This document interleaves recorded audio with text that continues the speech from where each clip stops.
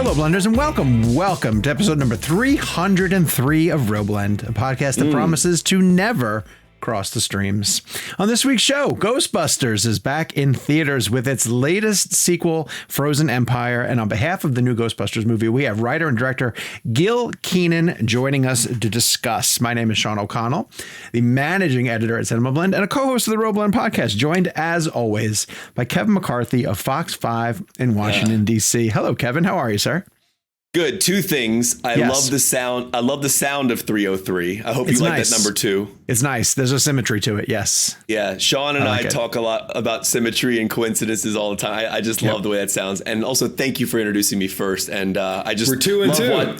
I love watching Jake's face when you introduce me first. We have somebody keeping score, I think, in the comments now, episode by episode. At least post 300, they've been keeping score. And I'll tell you what the problem with that is. Now I see that, and now I'm aware of it, and now I have to keep balance. I'm going to have to try my best to keep balance. I do have a question because Sean is the father of the show. Literally. And he has these 3 kids that he has to keep all their egos in check and all this stuff like that. But my question is, in the past or maybe even now, when did you decide who you introduced first? Was it on your sheet of like, I'm going to Kevin and Jake? Never. Like, it's completely momentary? I can tell you, it is always in the moment. I can pull the curtain back. All I put on here is intro guys on our runner show. Like, you just handle that. That's what it says. Intro the kids. And it's literally always in the moment. Yeah. And I don't know what drives it forward, but now it'll be the fact that someone's keeping track of this. In the other chair, Jake Hamilton of Fox 32 in Chicago. It's blue tie, red tie day today, folks. Yeah. Gray suit. We go from blue suit, Matrix. red suit to blue tie, red tie. Yeah, I like what you guys are doing very subconsciously for the people who are watching on the YouTube channel. Let's say hello to Gabe Kovach in the producer's chair. Hi, Gabe. How are you? I'm good. Things are going well on our end, so having fun. There are so many reasons why you should be watching us on YouTube besides how dressed up the boys look. But basically, come on over here and check us out on the YouTube channel. It's youtube.com/ReelBlend podcast. Give us a like and a subscribe. We are, again, as mentioned, adding subscribers at a rapid clip. And a lot of that is due to the success of the Dune 2 interviews. Thank you very much to Hans Zimmer. Thank you to Rebecca Ferguson, who is a gift that keeps on giving with her incredible answers and just the way that she tells stories. She's a social media delight. So please head over to the YouTube channel and give us a like and a subscribe. What's up, Kev? I want to say something real quick. Well, shout out to Gabe real quick, just because of all the editing that the team has been doing behind the scenes with these clips and shorts that we have. They're great. But the reason why I want to bring that up, well, one, the editing is fantastic. It's getting our show out to a much larger audience. If you're on YouTube, check out the shorts section of our ReelBlend YouTube channel. But today it was probably the first time this has ever happened to me, especially in the time that we've done our show. I was just on my normal Twitter feed going through, and I see a quote tweet from some person I don't follow that was like basically joking about how Rebecca Ferguson, I hope she never gets media training. And it was a clip of our interview with Rebecca. Yeah. And I'm looking at it going, wait, that's our show. And then I opened up the clip. The clip has 4.5 million views and it hasn't even been up for 24 hours. Like, it's insane. What is going on? This is crazy. So thank you for everybody listening to our show. And thank you to any new listeners who may have found us because of these clips that Gabe has been posting. And so thank you for all the support. When does your raise at CinemaBlend kick in? Oh, this is actually, I just came here to say I quit. I'm so rich. I'm so rich from, It's funneling money off the shorts. Yeah. It is absolutely insane because I quote tweeted that. And I know we'll move on to Gil, but I quote tweeted it and I was just saying like we passed 300 episodes on our show. And it is kind of crazy to think about it. We celebrated our 300th episode with 4 massive names from Dune Part 2. Dune Part 2 was part of our show for a month essentially. Well, and one of the funniest comments I saw underneath too, because the YouTube channel, we recently crossed 20,000 subscribers and we're thrilled to have as many people as we are. But like someone wrote underneath and they were like, how does a channel with only 20,000 subscribers get these people? I was like, it's a long story. I still get on my YouTube channel. I've got a few more subscribers than that, but I still get comments about like, how does this guy get these interviews? And my response is, I don't always respond. I used to respond a lot more than I do now, but I always used to respond, I asked nicely. Yeah. Part of the equation. That's all it takes. If you signed up for ReelBlend Premium yet, guys, now that you're here, it gets you an ad-free version of the show. It also gets you a newsletter by me. I'm going to have one this week for everybody. I think I know what I'm going to talk about. You guys will find out on Friday when it arrives in your inbox. Check the description for information on where you can sign up. Earlier this week, we did a bonus episode because Jake and I were down in South by Southwest on behalf of the new Netflix series Three Body Problem. Thank you to our friends from Netflix for inviting us out to the premiere of the first 2 episodes of that show. And I wasn't there, so they've now changed the show to Two Body Problem. That's the podcast version of the show. Well, we had a one body problem, and it's that your body wasn't there. Exactly. Yes.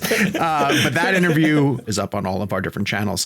So check out Three Body Problem, which will be on Netflix now by the time you guys are listening to this, and then go back and listen to that episode. It's relatively spoiler free. We kept it limited to the first 2 episodes, and then we're going to talk about that show a little bit later in this show. A great story about how difficult it was for them to write or watch the last season of Game of Thrones in public, because if they were on a plane or at an airport, people were always looking over their shoulder onto their laptop, and resulted in them having to cover themselves on a plane to watch the final episodes, which just looks bad.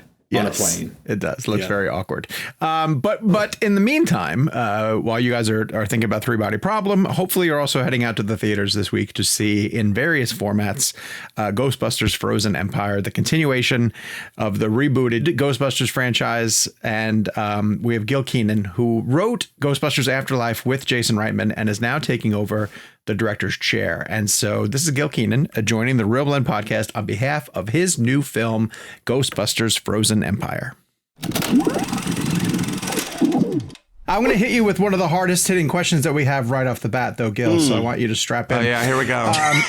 I'm curious if there's a backstory that explains how the Spin Doctor CD became possessed. That was the best joke in the whole movie. Thank that you was so much. good. I'm really, I didn't know really, you were going to ask that. I'm really proud. You know, 2 words for a certain age of audience. No 2 words can be funnier as a band name. When conjured back up. I could give you that story, but it would deprive you of an entire film that delves into that sordid saga that we are planning. In fact, a trilogy that goes into a hard R, fully committed trilogy that delves into the sordid history, and it is sordid. Get a little Blues Traveler in there. Don't even go there. We've got we can take that road all the way down to hell. Are you going to call this movie Little Miss Can't Be Wrong? I really this needs to happen. Please. Can you guys at least acknowledge the amount of restraint it took for me not to put any of those songs in the end credits? And also, it's just it shows tremendous restraint as a filmmaker, and I think I deserve at least a little bit of credit for that. Because the other flip side of it is just if you just did Arnold ice puns for 90 minutes. I mean, what I'm wondering is actually how much of our audience understands what the hell that object is that Gary Gruberson raises. That yellow plastic object with a clamshell that moves up and down. Yep. I'd be curious to know how many are actually able to engage with that prop. Show it to Finn and McKenna and see what they say. Hold that thought. I'll walk over to the next room and check. I don't have a Spin Doctors question, so this is just going to go downhill from here. Yeah. Or down Gil from here. All right, here we go. So, hey, all right, real quick. There's a quote that Aykroyd has in the movie that I think was so profound that I remember walking away from the film going, "What a beautiful sentiment." He goes, "This is the way I want to spend my golden years. It's what I love." Yeah. And I remember going, damn, what a beautiful thing. I mean, you think about that character, how much he loves what he does and kind of like in that element. I just wonder for you as a filmmaker, what that line means to you. And do you think 20, 30, 40, 50 years in the future, you'll feel that same way about being in your golden years and wanting to still do what you love? First First of all, thank you for raising that sentiment from Ray. I'm really proud of that moment between Ray and Winston, because to me as a fan, it speaks to both the kind of longevity, the staying power of Ghostbusters as a cultural institution, and also as a fan, the sort of relationship that we have with characters, right? How they extend in every direction, even when they're not on screen every year or every 10 years even. In the case of Ghostbusters, we believe in these characters and their inner life in a way that when they do show up on screen and they talk about their history, shared history, and their desire to continue into the future, that means something, because it sort of speaks to a lifelong relationship sometimes that we have with characters. And so when Dan says that this is how he wants to spend his golden years, it's a comment both that is literal to him as a character, but also speaks to our relationship as fans with a deep respect for who Ray Stantz represents, Winston Zeddemore, Peter Venkman, Janine Melnitz. These are characters we care about. We want to see them continuing into the future. And yeah, of course, if I'm lucky enough to get to tell stories 20, 30 years from now, we weren't shy about talking about the sort of the metaphor that in Afterlife, ghostbusting stood in for filmmaking, because there was a sort of a generational passing of the torch between Ivan and Jason, and in many ways the proton pack was the symbol of that continuum, right? And so, of course, now we've sort of made much more personal the connection between ghostbusting and the people. And I don't just mean me as a director, or Jason as director for Afterlife, or us as writers or producers, whatever. It's the entire community of people who come together on every side of the camera, whether it's fans, whether it's the artists working to make the movie, who all sort of put ourselves into these journeys we take with the characters. So that stuff means something. And I do think with that, if the movie works for an audience, I hope that partially it's because it acknowledges and pays a respect to our lifelong relationship with this saga. Yeah, that line made me teary-eyed, man. Great line. Gil, we talking a text thread. We have another host who's doing the TV slots right now, and it immediately coming out of our different screenings of this. And I want you to hear this. We had a conversation that we said, essentially, this movie feels like if they had just kept making Ghostbusters movies, this would have been the next one. It honestly, legitimately, the greatest thing I've heard since we started screening this movie. Thank you so much. I really take that to heart. That means a lot. Thank you.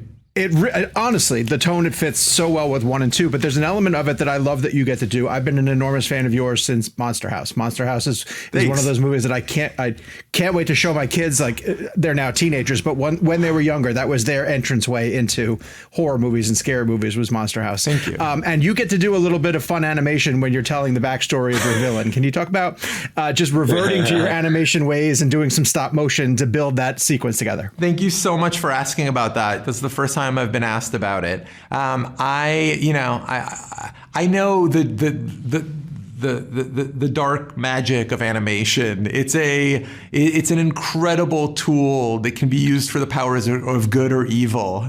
It allows you to expand the storytelling universe in ways that really only animation can do. It allows you to peel back the curtain and look into the void sometimes. I knew once I put this film together that we always had these sort of photographs in the book, but it was only once I sort of put the film together that I felt the need to delve a little deeper into that mythology. I've always loved mythology in movies, and I feel like there was like a movement to sort of pull back on them a little bit, because people used to say that there was like too much exposition in films, and so then there was kind of a movement in storytelling to get away from somebody actually telling you a story. But you know what? That's kind of why I got into this whole racket in the first place, because I want to be told a story.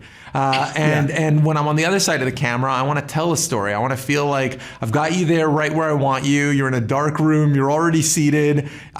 You're mine. I'm going to tell you something. And in that sequence, it felt like a moment where we could do something a little bit unusual for a Ghostbusters film, which is bring images to life in a fully animated way. I worked with a small animation. So the entirety of this film, almost bar a couple of little moments, was done by one visual effects house, the Sony Pictures Imageworks. The same company I did Monster House with all those years ago. They killed it. Mm-hmm. But this particular sequence, I knew who to do it with. This very, very tiny animation house in London called Studio AKA. I worked with them on my last film, A Boy Called Christmas, too, for a shadow story sequence. There's an animator there named Marcus Armitage who I called up, said, I have this idea. I did a bunch of little drawings, storyboards for it, and sent him my reference images. And it was just like the most incredible dynamic process. I felt like while I was making this big giant movie, I was making a short film that was really personal and really fun. Yeah. It was almost my like island of salvation, where I would get out of meetings where I was talking about like waging war on a massive scale, and I would come back to this kind of tranquil moment of zen. It's a joy, and it was really fun to bring to life. It really is awesome. Plays great. Thank you. Gil, I think this is interesting. Like when I walked away from the film, I thought about how much fun I had with it, but I was also thinking a lot about thematics. And like there's two elements in the film that I think are really fascinating. It's the idea of being a kid and wanting to be an adult and taken seriously, and then being a parent or a step parent and trying to discipline children but not be an a-hole, essentially. It's a really interesting thing about how that comes across. But specifically on the idea of being a kid and wanting to be an adult and not being trusted because you're 15 years old, even though you have the smarts and the energy to do it. When you were growing up, was that something that you felt conflicted with? Like, because I'm turning 40 next week, I guess the day your movie comes out. Amazing. Weirdly enough. Happy birthday. Well, thank you. It's his birthday gift to you, Kev. Yeah. It's the least we could do, honestly. I appreciate it. I mean, I know Reitman had that in his mind the whole time. I got to get that guy's 40th birthday. But I do think now, when I was younger, I wanted to be an adult. Now that I'm 40, I wish I would have spent more time as a kid thinking I was a kid. And Paul Rudd said that in the interview. He goes, when I was a kid, I actually just kind of enjoyed it. I never wanted to be an adult. And so I just found that to be interesting, because I was curious what your relationship with that was. Well, and I thought those themes were really important. It's nuanced. I definitely felt very responsible as a young person, and for a bunch of different reasons. I have a younger brother who's healthy now, but was very sick when I was a kid. He's 4 years younger than me, and that made me grow up much earlier because I sort of had to, and feel like I was kind of almost a third parent in a way, even like at 8, 9, 10 years old. So I definitely had a bit of that kind of Phoebe Spangler sense of self-empowerment and my own agency. I've always been determined to be a filmmaker and a storyteller, completely at odds with anything my family is any sort of frame of reference for. And that was a self-driven goal that I had from a very young age. And, so I've always felt that kind of agency. And I think that is something that is, for some young people, seeing that reflected on screen, warts and all, right? Because for Phoebe, it's not a straight line from who she wants to be to how she can get there. There are obstacles, some of her own making. And I think that sort of nuance is really, it's really healthy for younger audiences to see in a film that otherwise is an entertainment, right? And right. You can sort of see yourself in it. The other thing is I'm a dad now. I have a daughter who's 15. She's about to turn 16 on Monday, like exactly at the age that Phoebe Spangler is in this story. My daughter's very different from Phoebe, but in some ways she's also fiercely independent. She's also had a real poise and a sense of her own agency and dignity from a kind of younger age that you would imagine those qualities would be assigned to. And watching that journey of somebody coming into their own, but also still needing to at times turn around and cling on to their parents. And you realize that actually that line between adolescence and adulthood, it's not just it's not a one-way street. sometimes you have to leap back and cling on to the moments, the instincts that shaped us and feel safe still from our childhood. And other times you have to leap forward into that kind of wild, scary independence of adulthood. And it felt natural to Phoebe as a character, and it felt, authentic to myself and to Jason. One of the shared elements that Jason and I have had over the years, in addition to many other things that have sort of bound us as friends and creative partners, is we both have one teenage daughter. Like our daughters are, his daughter is like 1.5 years older than mine, but we used to go on camping trips together. Those trips were where we used to work out stories on those long drives. And we have had front row seats to the kind of adolescent development of young people. So all of that stuff is in our heads as we're writing and crafting these stories. A quick follow-up real fast, because you mentioned you have a daughter, and then Carrie was telling me in the interview that she was happy that this was written as a real mom, with flaws and everything. And I think that's an interesting thing, because as a filmmaker, you're talking about yourself having a daughter. There's this whole bit in the movie about how Paul and Carrie don't know how to really kind of discipline their children. And I don't have kids. Sean has 2 kids, so he's probably better equipped to know this as well. But I wouldn't know how to talk to a child that way, because you don't want to come across mean, but you also need to come across assertive. It's a difficult journey, and you'll find that in a lot of couples there is sort of one parent that is the kind of disciplinarian. It's almost always a good cop, bad cop scenario, and for better or worse, in a lot of families, it's the dad gets off easy, right? Like a lot of times, dads get to come in and like show the kid The Exorcist when they're 10 years old, I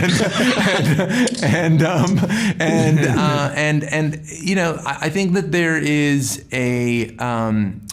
is for Gary Gruberson, as a man coming in from the outside who obviously cares so much about the Spanglers, about Carrie, who has a relationship with Trevor and Phoebe, but in his arc, I think that there is a relatable driver that a lot of parents will relate to, which is, what is that line between being like the cool friend who is hanging around and is playing a kind of more, like friendly supervisorial role, to somebody who's actually able to call you out when you're making a mistake and go to, an uncomfortable place that might create more static in the short term. That's part of parenting. That's part of human, you don't have to be a parent to know that conflicts are easier to avoid, but sometimes you have to engage, and sometimes that's how you show love,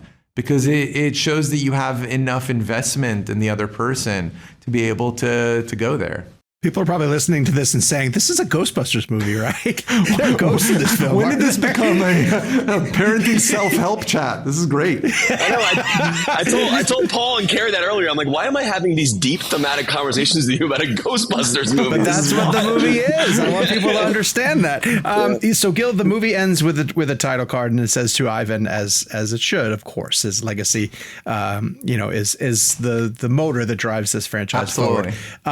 What is the sequence that you wish you could sit down with and watch with Ivan and just get his feedback? I wish so much that Ivan could have been there last night to watch the entire film with an audience full of Ghostbusters fans.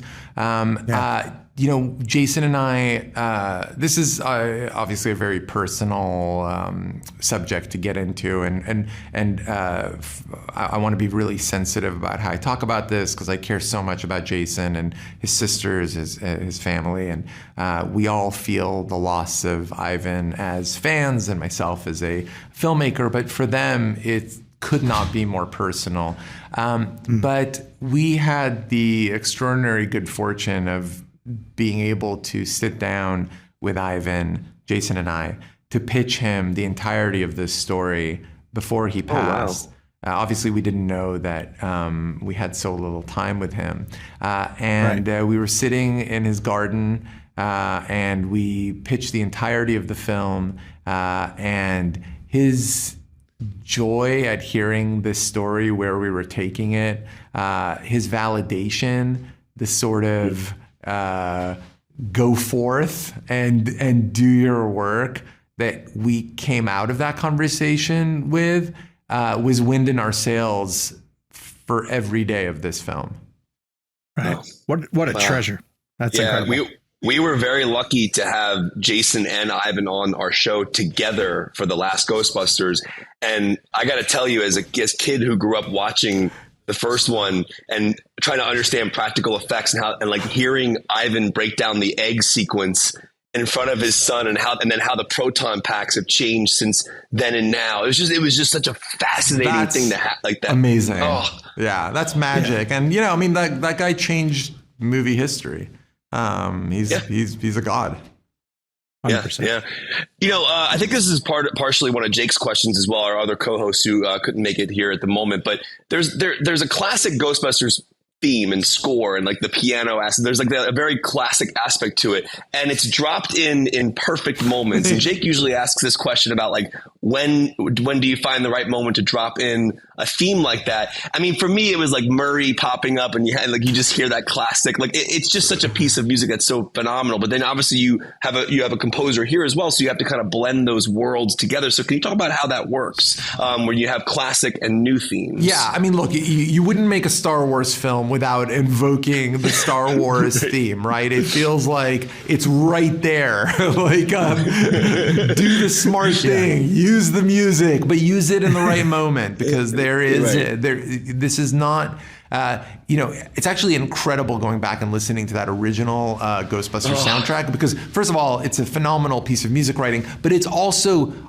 all over the map in terms of tones and instruments. It's just perfectly tailored for that film. It could never work if you took all that music and applied it to a modern movie. It would just It would just not work. And so the process for this film first started with my collaboration with Dario Marinelli, who I've worked with before. Dario is a genius. He's an extraordinary composer. And he wrote a score of music for this film that was so intelligent in its use of the Elmer Bernstein cues in just the right places to give you, exactly as you said, that suggestion of the past without ever letting go of its tight grasp on the narrative and tone of the film that we were making. And I'm really proud of the music that Dario wrote. I'm proud of the way that it was recorded with the participation of Elmer Bernstein's son, Peter Bernstein, who orchestrated the original score in 1984. So he knew where all the notes were buried and how every sound was arrived at. And so Peter was there every single day that we were recording the score of this film. And Dario would consult with him about, I'm trying to get this sort of sound. How did you guys do it in 84? And Peter would be able to give on the, in the field cues about how to make those adjustments. Also, importantly to the soul of this film, because just like we're using practical effects, there is an element of using some of those original instruments to capture that sound. There are some specific synthesizer cues that were performed in 1984 on what at the time was like a cutting edge Yamaha synthesizer that almost immediately after that film became kind of obsolete. But we dragged out that original instrument, plugged it into the main boards on this massive recording studio at Sony. And Peter Bernstein, Elmer's son, is the guy performing that synthesizer line on his dad's instrument. I mean, the legacy runs deep in Ghostbusters. There's lineage in every direction. That's amazing. Wow. Well, that feeds me right into this last question. We're going to get you out of here on this one before we run out of time. There's a brief moment in the film where, because you're back in New York City, which is so important at the Ghostbusters, obviously, they start to quick backfill like the history of the team. And some things like the Ray Parker video, of the guys dancing with Ray Parker Jr. becomes canon now to your universe. And there's commercials that I saw as a kid when I was eating cereal, that get pulled in. And I know with Afterlife, Jason talked about the embarrassment of riches of archival stuff that's available to him. Like, was that also available to you? What was the coolest thing that you got to pluck from the actual cast of the movie and put into this? Perfect question. I haven't had a chance to talk about this yet. This is one of the things I'm most excited about as like a little, backstory of the making of this film. I knew that we were going to be bringing the library ghost back into this film. Yes. And I knew we were going to create a lot of her performance using a practical puppet that was going to be built to the exact same specifications of the original puppet.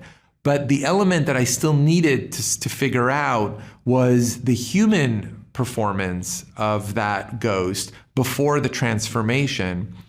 And Nicole Rowley, who is the visual effects producer on my film, went through the entire log of the original post-production office, the editing room for the 1984 film, which means as they closed down that film, once it got into theaters, the assistant editors wrote down every scrap of film that they had and were archiving. She went through hundreds of pages and found one interesting marking on a logbook that said 70 millimeter librarian, and that's kind of all it said. And she went through the work of having that archival bit of film pulled from the mines, wherever they store this stuff in like Utah. And we got in a box a pristine roll of 70 millimeter film that had not been unspooled since 1984. We put it on the big screen at Sony, and we had no idea what we would find on there. And the image flickered to life. And it was the most extraordinary experience. It felt like we had just pushed a button on the DeLorean to travel back to 1984. There was raw, incredible, pristine 70 millimeter material of Richard Edlund, the visual effects supervisor on the 84 film, filming the librarian shushing the Ghostbusters. And so we were able to use takes that had never been used before in Ghostbusters to create a new performance out of that archival material. And it just felt like movie magic. It was like, this is why we do what we do. I should release that stuff, actually. Maybe if you guys ask through the folks, maybe we can send a clip of that or something so you can. Oh my God, we would love that. Oh, we can drop it into the interview. So cool, amazing. Oh, that would be fantastic. So cool. Yeah. Gil, we are enormous fans of you, man. We'd love to have you on for the rest of the day. That was so fun. Thanks, guys. Yeah, I hope we hit you with a few you didn't get to hear. That was all fresh. It felt like a real conversation. Really grateful. Looking forward to talking to you guys again. Thank you both. And to your mystery partner who just happened to not be here today. But thank you guys. Have a wonderful day and see you out there. We want to thank our good friends at Sony Pictures for getting us time with Gil Kenan. I was really happy to be able to mention Monster House to him, his animated film from early on. And legitimately, that has become like a gateway drug to the horror genre for my boys. Like, that was one of those films that I kind of circled and was like, I cannot wait for you guys to see this because I really, really love the way that he treated the haunted house aspect and the sort of Amblin-esque, kids on an adventure type thing. So I love to see him moving into live action. And I'm really happy that he's the dude who's kind of taken over the Ghostbusters franchise and running with it, because my reaction overall to Frozen Empire, it's not a tremendous film by any stretch, but if they had continued to make Ghostbusters sequels, after 1 and 2 and just sort of stuck with the tone of those movies, I thought Frozen Empire kind of falls into that natural progression. It's not nearly as, the first one's always going to be the first one. It's going to be up on this pedestal. And I'm not quite sure that the people making that movie ever thought that they were going to make a second one. But as they continue to make, films where people put on proton packs and chase ghosts around New York City, this one falls in line with those. I thought the tone was really fun. I thought it had a lot of good jokes in it. I really appreciated its reliance on practical effects. There's a bunch of other movies that are coming to theaters that we're going to be talking about that are overly CGI heavy. And I think seeing Frozen Empire right in the middle of that, where there's legitimate car chases and even some of the ghosts and creatures are like adorably, practical. I was like, I just appreciate that. I think that that's great. So, it's not going to change the world, but I ended up having a lot of fun with it. And I think the fans are going to sort of buy into what he's doing. Kev, did it work for you? Yeah. I mean, to me, this was the closest film that they've made to the first two, obviously. We've been saying that in our text thread. I do have some issues with this movie that I'll dive into, but on a positive note, to me, the McKenna Grace character and her arc is absolutely incredible. Yeah. I love that character. I love Phoebe. One of the things I really heavily related to in this film, we talked to Gil a little about this, was the idea of when you're a kid and like not being taken seriously if you're under a certain age, yet at the same time, McKenna's character has more capability to take down ghosts than her mom and Paul Rudd's character. And so I found that to be a really interesting and very relatable concept to be able to sit there with, like, especially Finn's character as well, who's like 18 or whatever. And he's like, Mom, I'm 18. Like one of my favorite scenes in the whole film. It's not even like a ghost-busting scene. It's like a scene where Finn goes down to ask his mom for some help because he heard a noise in the attic, and she's like, "Oh no, you're an adult now. You can handle it." Yeah. I just love that moment, and I think that's the moment that leads to. Well, I won't say anything, but yeah, there's some really cool stuff in there. Obviously, you heard in the Gil interview, there's a throwback to the library ghost. That's actually in the trailer. It's not a spoiler.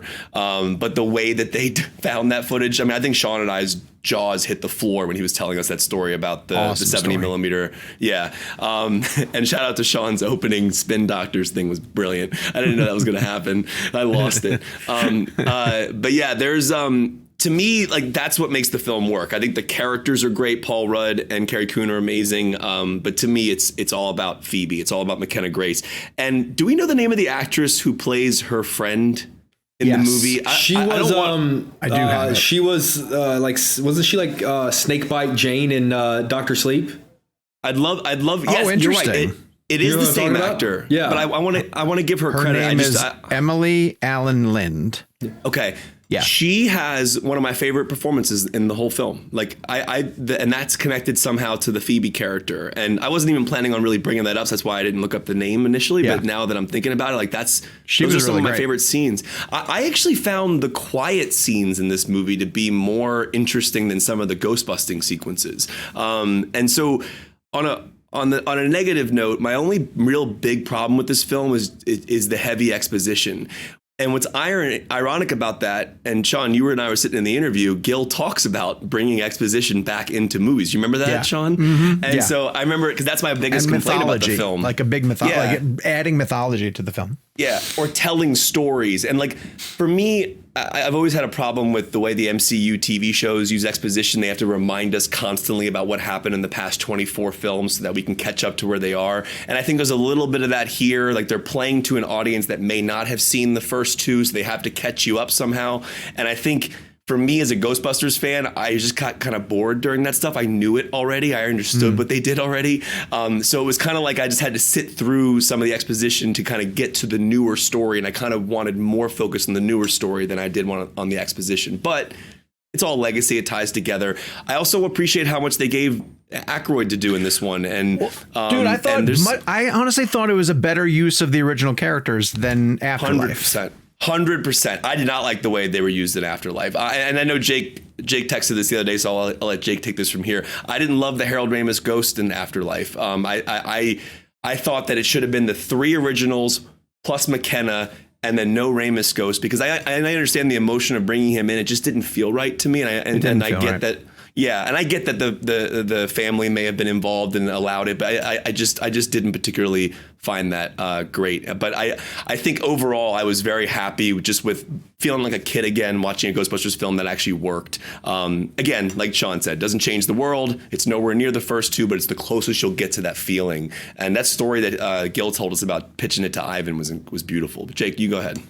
I really like this movie. It's funny. I feel like the thing that Sean and I got most excited about whenever we were sort of texting back and forth was just that it feels like a Ghostbusters movie. Like that's kind of what we were. And Sean, I was thinking the exact same thing. Like if this was Ghostbusters 4 and it came out in 1993. Like this feels like it could have been that. And the fact that we're like, it's called Ghostbusters Frozen Empire, but the fact that we are like, let's consider it Ghostbusters 4. The fact that we're talking about Ghostbusters 4 on the 40th anniversary of the original, and the fact that it's, for me, a very happy 3.5 out of 5, 7 out of 10. I consider that a win. Like, I'm not exactly sure what people were expecting out of this. I thought it was fun. I had a good time with it. There were a couple of moments of silliness that I could have thought, like, okay, like, because look, I want my Ghostbusters to be funny, but there are a couple of moments where I thought, like, you could scale back the silliness a little bit right there. But they're nitpicks by this point. I walked out just going, that was fun. Like, that's kind of what I wanted it to be. I will say that it's probably, discounting the remake from a few years back, like considering just the 4 that features the OG cast. This is probably my least favorite. Like they probably go in descending order. It's probably 1, 2, Afterlife, and then Frozen Empire. I rewatched. To your point, Kevin, I will say that. In talking to people about Frozen Empire and that there's a new Ghostbusters coming out, something I feel like I've been getting a lot is people pausing and going, did I see the last one? I don't know if I saw the last one. And like, even the reason that I rewatched Afterlife over the weekend was because my girlfriend hadn't seen it. She kind of paused and goes, oh, I really want to see the new Ghostbusters. And then she goes, I don't think I saw the last Ghostbusters. So I do feel like they are kind of, potentially concerned with just how, because keep in mind, it came out during COVID and it was sort of a weird time where, and this is another point that I thought, just because, I've been a big defender of how they used Harold Ramis in Afterlife. And I was a fan. And that scene where she can barely, hold on to her proton pack and then it's him sort of holding her and helping her. That scene still gets me. But whenever I was explaining to my girlfriend about, hey, keep in mind, since Ghostbusters 2, one of the Ghostbusters has passed away, so he's obviously not in this film. Her initial reaction was, okay, but it's a Ghostbusters movie. Like they couldn't find a way. And I sort of paused and went, that's exactly right. So, if there were ever a movie to have a reason to bring someone back and with the blessing of his family, I felt like Ghostbusters had a right to. And I actually thought they handled it in a really. That being said, obviously it's not really, obviously he's not in Frozen Empire. And in a way, the McKenna Grace is able to sort of continue on that legacy. But I liked it. It's fun. It's not gonna. I'm probably not gonna be thinking much about it in a week or so, but I was very happy to experience it on the big screen. I think real quick, I know my only problem with the Ramis Ghost, and Jake, you watched it more recently than I did. He doesn't speak, right? He never speaks, and I like that he doesn't speak. See, that bothered me. It was because like they didn't have dialogue for him, so like they I guess they could have used AI or whatever to create the voice. It didn't like I don't know. It felt like I was watching something that was put into the movie without narrative reasoning, in my opinion. I don't know. The OG guys saying things like "I'm sorry" and then cutting to him just kind of like nodding. Like no, but he needed to speak. I disagree. I strongly disagree. Why wouldn't Egon speak? I mean, it's a taste thing. I disagree, though. I think that it was fine. I felt it was very touching, and I think that because it was Afterlife was bringing the original back. Like it was It was Jason Reitman doing it. Ivan Reitman was a part of it. I get it. Even Bill Murray is a part of it. I think that when you have, if it was anything other than everyone being back and sharing a special moment, and particularly with Jason Reitman being there and recreating a literal piece of his childhood, I think to me it's a very touching thing of let's find a tasteful way to make him a part of it and literally pass the torch to this new character that's going to bring that legacy. I always enjoyed it. I think that sure, it's never going to be perfect because he's passed, but I think that they handled it in a way that I felt was more sentimental and touching rather than being exploitative or, sort of spectacle. You know what I mean? Yeah. I agree with what Gabe just said. I mean, in terms of what they were intending to do. But do you guys remember like what they did with Carrie Fisher and like there was just like in other films that like I just felt like it. A couple of these movies have been trying to get over to it. I just don't feel like it's worked yet. It's not just the Ramis one. There's other ones that I haven't felt worked either. It just feels strange to me. It's not the same thing, but just in terms of sort of like, using the face and, deconstruction. Someone just asked George Miller why they didn't DH Charlize Theron, and he was like, because I saw The Irishman and it didn't work. Oh, interesting. Oh, come on now. The Irishman's a good movie. People, I don't like this retroactive shitting on The Irishman. I love The Irishman. Story. I just don't. I don't like this. I don't think the technology was needed. I don't think we needed to do the de-aging thing. I saw a deep fake on X. It looks better. That someone did for Irishman that looked 1,000 times better. Oh, really? I agree with you. It's on YouTube. Send me that I agree if you with see it. I would like to see that. And the worst part of The Irishman was 80-year-old Robert De Niro attempting to kick like a 30-year-old Robert De Niro. But so that's an unfair of like it was better after they made it. The technology has been rapidly improving on a weekly basis for the last several years. So as soon as they cut print on a movie, it's better by the time. Yeah, but keep in mind, De Niro won his first Oscar for playing a young version of Marlon Brando. Like, there's a I don't think we need to rehash the issue of Irishman. I just don't think we need to do that. So anyway, Frozen Empire. So ultimately, all three of us recommend it. We think it's totally fun. As do I. I had a lot of fun with it. Oh yeah, that's right. Gabe got a chance to see it last night also. It's a kind of recommendation where like our octave goes up like one level. Like, it was good. I will step in and say that, and this is a bit of a cop-out, I don't go into Ghostbusters expecting to put my critical hat on. I want it to be fun. I want a little bit of Bill Murray humor, and I want it to be a little bit on the edge of, wait, this is for kids, right? I want a little bit of that. It had that. It was fun. I felt like it was recapturing the idea of almost procedural type, mission based. These are Ghostbusters that are firefighters, cops, that kind of thing, like those procedural dramas that you see. I felt like it was pushing itself into that direction, and I just had fun with him. I do have a hot take though. Hold on. Do we all agree that Afterlife almost wanted to be treated like a serious movie?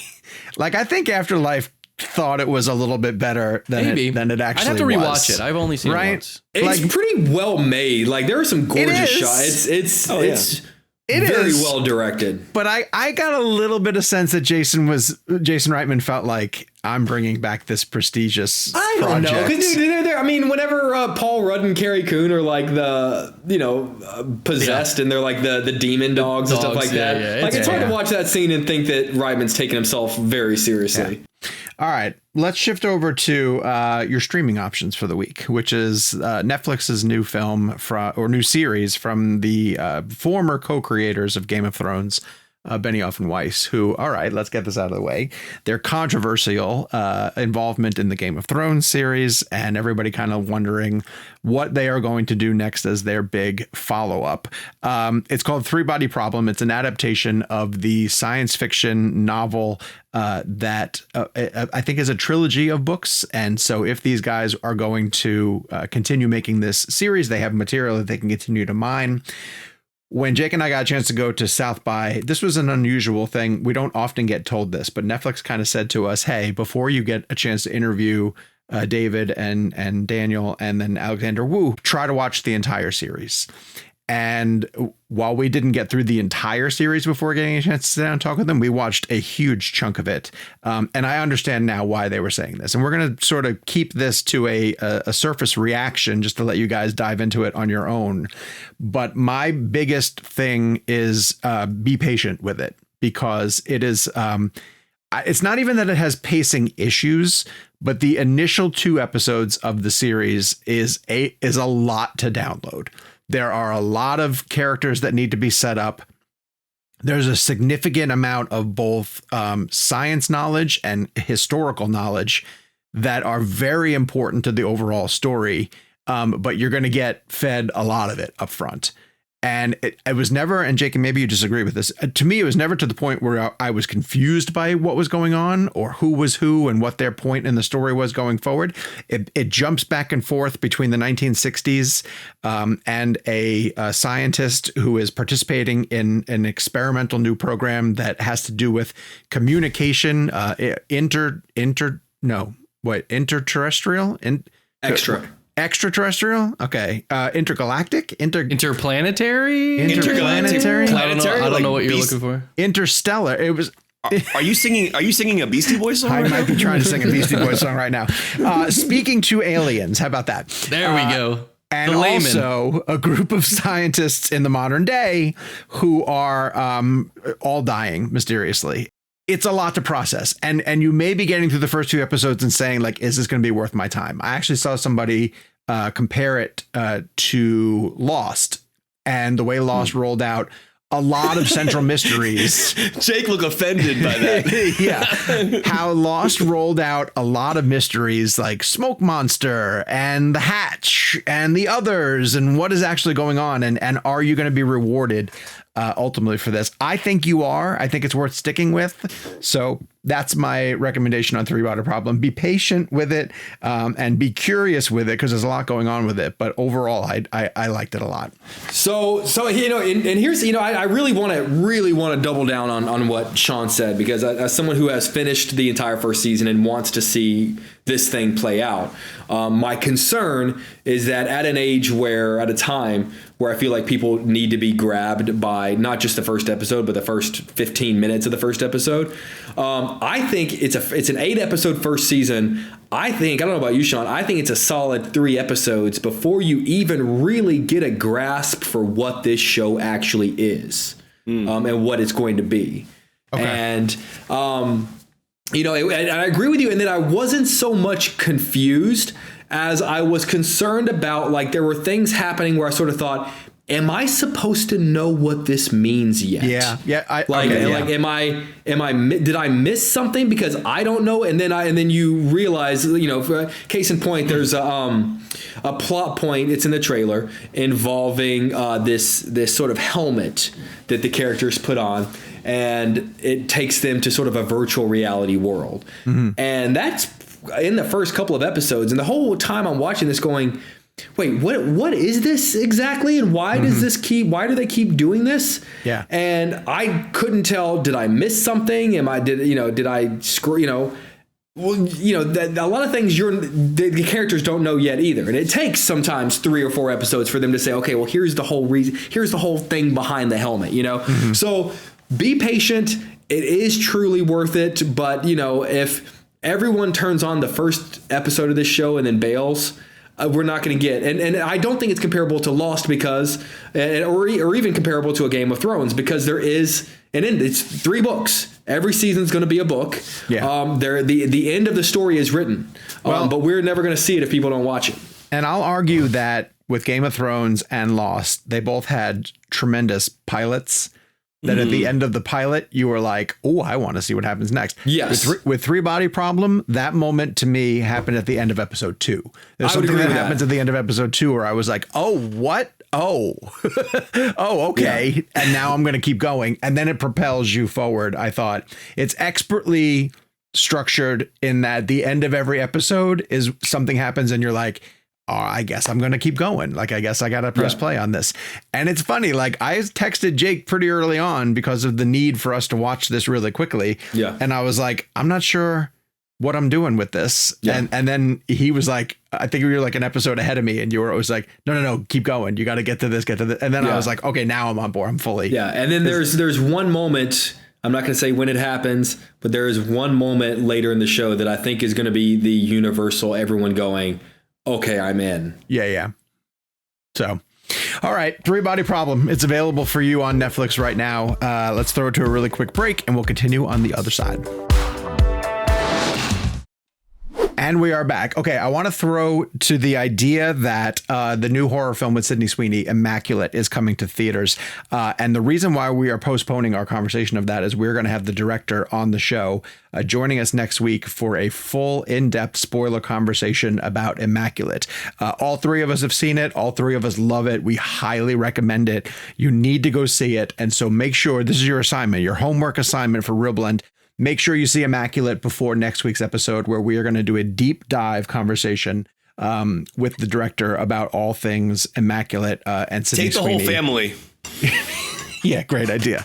And the reason why we are putting a pin in Immaculate is because we want to talk about Roadhouse, which is Jake Gyllenhaal's film that opened the South by Southwest Film Festival recently, is coming to Amazon Prime Video, and is I'm not even going to justify this with the fact that it's loosely associated with Patrick Swayze's movie, because it doesn't deserve it.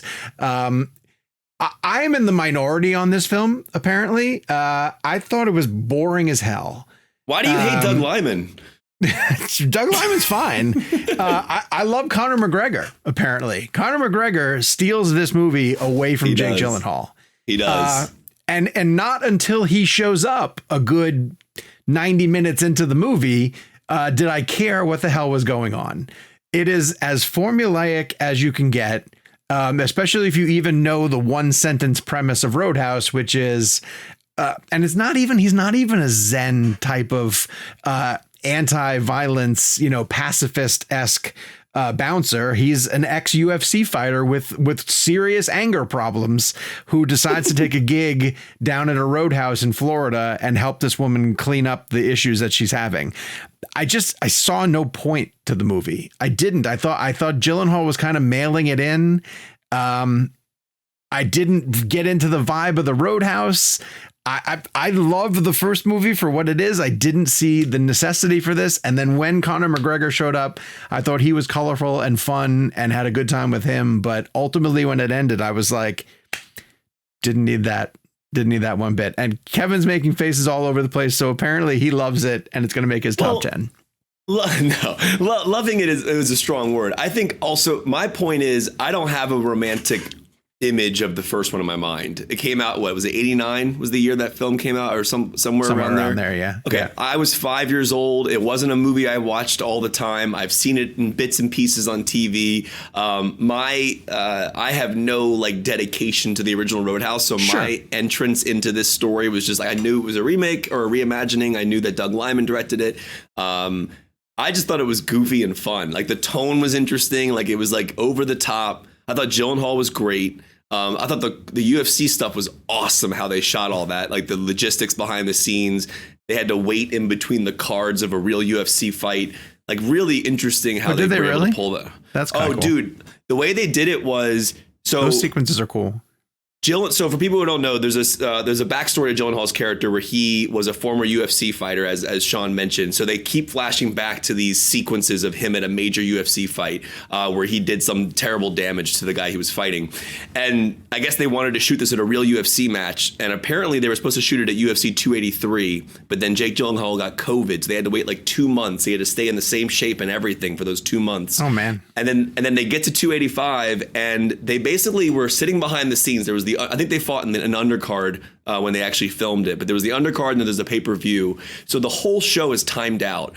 So the way Jake Gyllenhaal explained it to me was if everything ran on time, they would have had 1 minute and 45 seconds to shoot the fight. But they got lucky because not every fight went full. So they ended up with 7 minutes. Oh, cool. So there was a 7-minute period where they could jump in the ring, and then Doug Liman could call action and they would pick up the fight. And essentially they had to get genuine crowd reactions from it.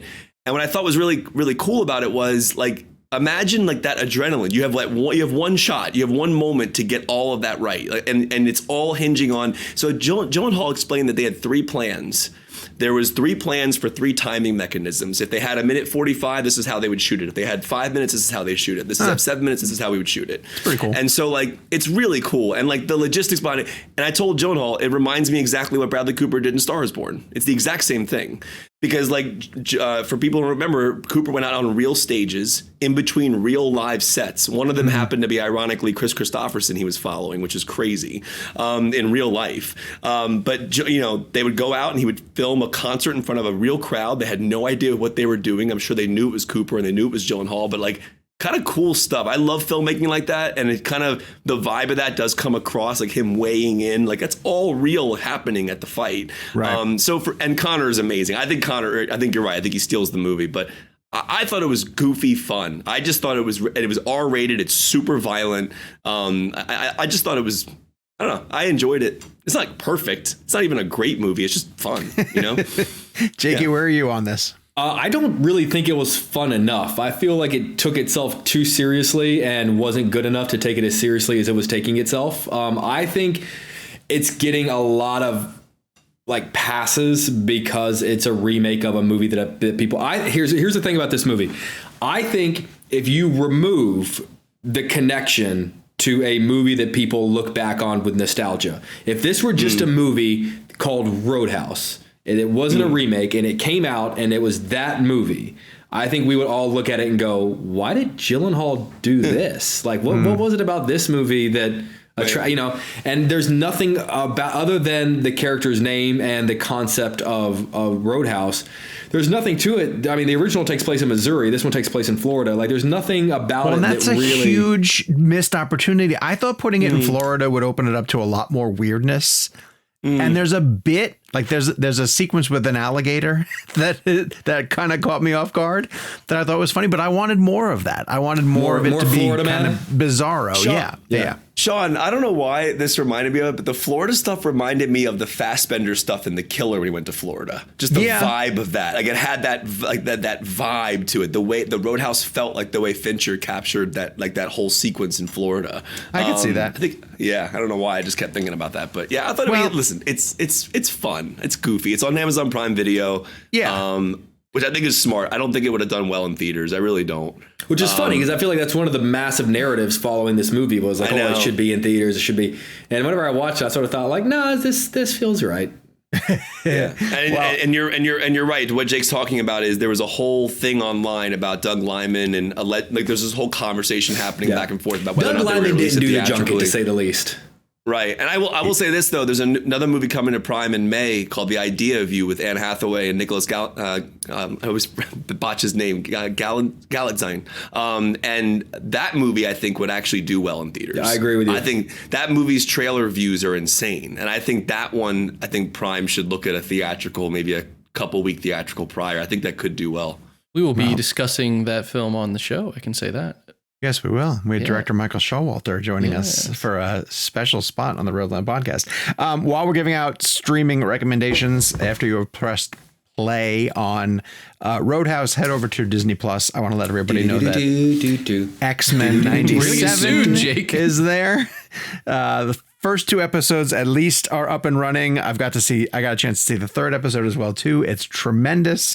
If you grew up on the series, if you just want to see the X-Men back in the MCU, I find this fascinating because this is the first official MCU angle on the X-Men since they have reacquired the property from 20th Century Fox. And I think the love and care goes into the creation of those characters. So please give that a shot on Disney Plus. It's very, very entertaining. As you guys are heading out, hit the comments down below and let us know. And you might think that this is an easy question, but it's not as easy as you anticipate because there are a lot of people who have some love for Ghostbusters 2. If you were to sit down and watch one of them this evening, are you going Ghostbusters 1 or Ghostbusters 2? Do you have a preference of one or the other? Let us know in the comments down below. In the meantime, and while you're down there, let us know what you thought about Frozen Empire or Roadhouse or Three Body Problem if you give it a shot. I want to hear your guys' takes on all of those. We will be back with a brand new episode next week. Thank you guys for checking the show out this week. Follow us on social media. We are at Jake's Takes, at Kevin McCarthy TV, at Sean_O'Connell, at Gabe Kovach. And the show is at ReelBlend. We'll talk to you guys next week with a brand new episode. And until then, Larry Crown. Christopher Nolan horror movie? Ooh, okay. I'm down for that.